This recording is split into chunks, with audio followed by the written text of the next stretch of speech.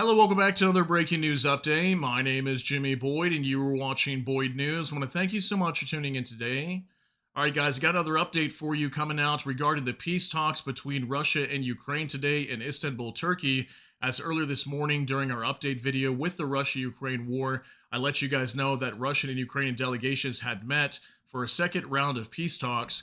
So we're going to talk about this gentleman here on your screen in the middle of the photo. His name is Vladimir Medinsky. He's the head of the Russian delegation that met in Turkey today. And shortly after the talks with Ukraine and Russia, Medinsky was speaking to reporters and came out with a new proposal for a 2 to 3 day ceasefire. And we know that Ukraine has been calling for an unconditional 30-day ceasefire in this war for well over a month now. So I want to show you this story. Take a look at your screen here. Russia proposes a 2 to 3 day partial ceasefire along areas of the front. We have proposed a specific ceasefire for 2 to 3 days in certain areas of the front line, Medinsky said, so that commanders can collect the bodies of their soldiers. Now, again, we've heard multiple times Ukraine wants a 30-day ceasefire, and the most we ever get out of Russia is they refuse to agree to a 30-day ceasefire. And if anything, all they ever want is a 2 to 3 day partial ceasefire, and they don't even want this ceasefire to be completed across the entire front line, apparently only in certain areas so they can collect the bodies of the dead.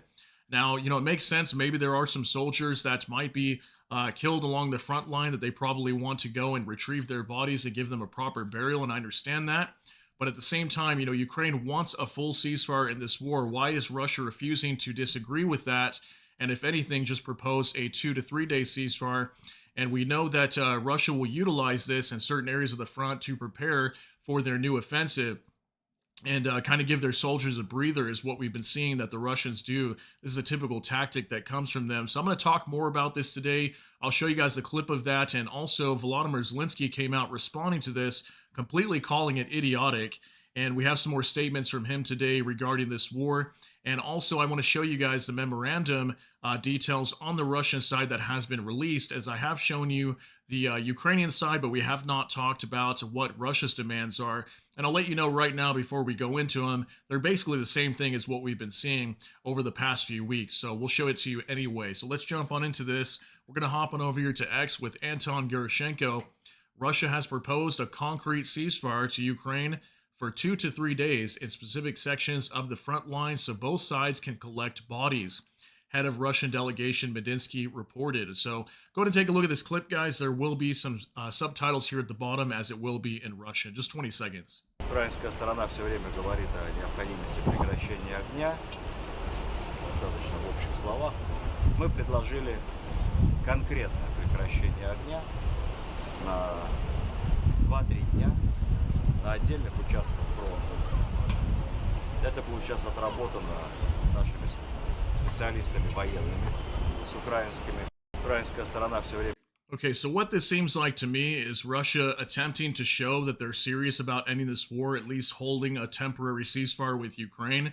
And I think it's just them kind of indicating to Trump as well, hey, don't sanction us. We are trying to work towards ending this war. I think it's just that little bit that they're throwing in there to kind of make it appear as if they're serious about a ceasefire here. But we know at the end of the day, Ukraine's been wanting a 30-day ceasefire, and Russia repeatedly refuses, and once again did today. So now I want to show you guys the response coming from Zelenskyy as he was on an interview today. Here's from Monitor X. Ukrainian President Zelenskyy calls the Russians idiots for imposing a 2 to 3 day ceasefire in some frontline areas, which is meant for Ukraine to collect dead bodies. He called on the U.S. for tough sanctions on Russia so they get pushed to a ceasefire.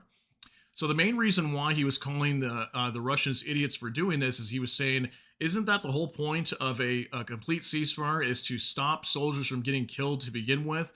Why would we do just a 2 to 3 day ceasefire? That way you can pick up the bodies, and then soon after there's going to be more of them on the ground again, is kind of what he's stating, that it doesn't make any sense to do that. So he called the Russians idiotic for making that proposal. So take a look at this, guys. About a minute and a half long. Значить, ви знаєте, що ми не змінювали адженду.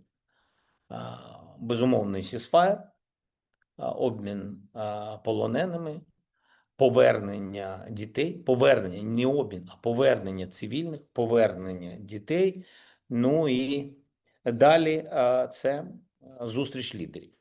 Щодо зустрічі лідерів, мені сказав Умєров, що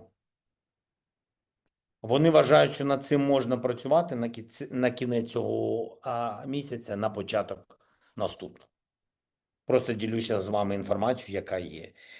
Ну і, в принципі, Ceasefire, вони просто поки що такого Ceasefire не бачать. Як вони сказали щодо Ceasefire, вони готові на Ceasefire 2-3 дні, щоб забирати вбитих з поля бою. Я вважаю, що ідіоти, тому що, в принципі, Ceasefire для того, щоб не було вбитих. Тобто ви бачите, бачите настрій. Тобто для них це питання просто невеличкої паузи в війні. Тому дуже хочеться, щоб наші американські партнери все ж таки сильними кроками спрямували пакет санкцій в Сенат і щоб дотиснули руських до припинення вогню сильними санкціями. Okay, so big statement coming out from Zelenskyy here. You can see him calling the Russians idiotic for wanting to put out this proposal here that the whole point of a ceasefire is to end the fighting so that way nobody is losing their lives anymore.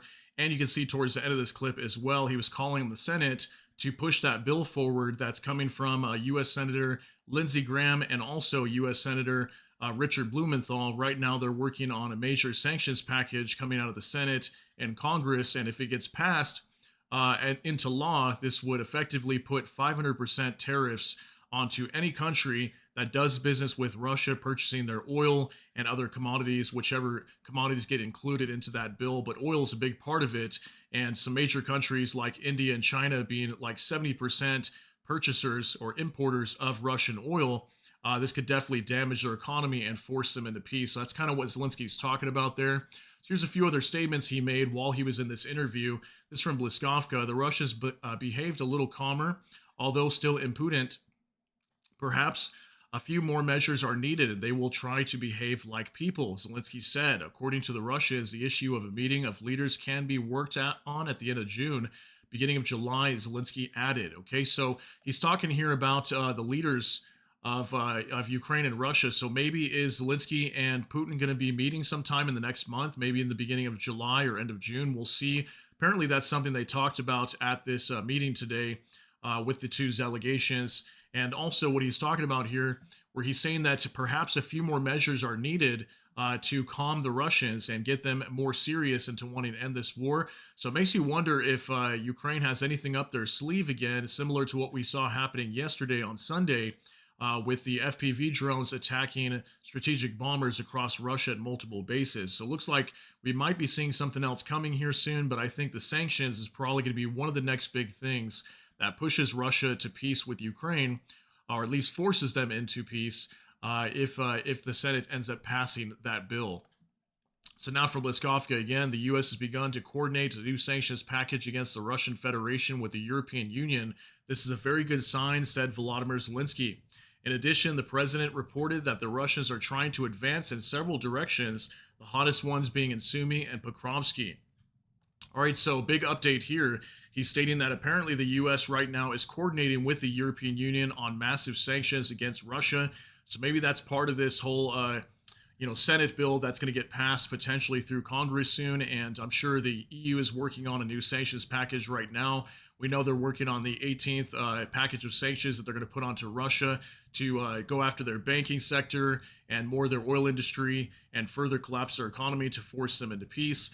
And he's also talking here about the Russians making some advancement in several directions, especially around Sumy and Pokrovsk. We have been hearing that recently. The Russians are pressing forward along the front line. Now for Bliskovka again, as a result of massive Russian attacks, there may be a gas shortage in Ukraine, Volodymyr Zelensky said. We have half. We still lack 1 billion euros. I'm talking to the Prime Minister of Norway about the possibility of purchases, President of Ukraine said. Okay, so apparently due to a lot of the attacks recently, also, Zelensky brought up during that interview that they have a gas shortage right now. And we've been hearing that the Ukrainians are now starting to import gas from the United States, I believe, to make up for a lot of the losses that they've been having. So apparently they are still having some shortage issues as we head into summer, which is good for right now. Maybe they can get that solved over summertime before winter comes. As we know, during winter, that's when they use a lot of gas for heating over there. Now, finally, one last thing I want to show you guys from Max 25. Russian media are publishing a peace memorandum. Russia demands which were allegedly handed over to Ukraine at the talks in Istanbul. Okay, so this is going to be the list of demands from the Russian side, and many of these we have heard before, but some of these maybe not. So take a look at this: the complete withdrawal of the armed forces of Ukraine from the DPR, LPR, Kherson, and Zaporizhia regions, including Donbass and Novorossiya, must be carried out within 30 days of the ceasefire. International recognition of Crimea, Donbass, and Novorossiya as part of Russia, neutrality of Ukraine, holding elections in Ukraine followed by the signing of a peace treaty, a ban on the redeployment of the armed forces of Ukraine, with the exception of movements for the withdrawal of troops, a ban on the reception and deployment of nuclear weapons in Ukraine, a ban on the supply of Western weapons and intelligence, a waiver of mutual claims in connection with the damage caused in hostilities.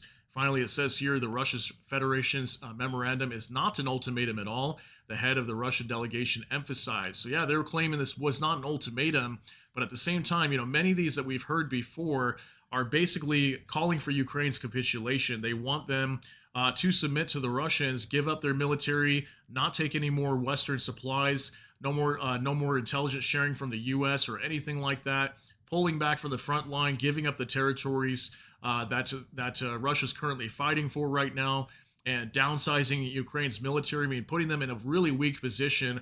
All of these, I don't see Ukraine ever agreeing to these, and this is exactly what I expected to come out from this, that these demands would just be things that we know Ukraine will not agree to.